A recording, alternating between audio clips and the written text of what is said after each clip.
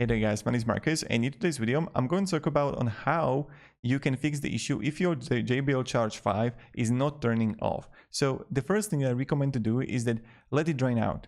I know it sounds strange, but let it just drain out and you will see that then if it's going to happen and work. So this is the first thing that you can try. The second thing that you can try is that you want to press the play button with the volume up button together at the same time for about like 5 to 10 seconds. So you're gonna press the play button, and now you're gonna press also the volume up button at the same time, and you're just gonna hold it for like 10 to 15 seconds. And maybe that is going to work out. But what I read by many people is that what they just did, they just like let it drain out and then it fixed by itself.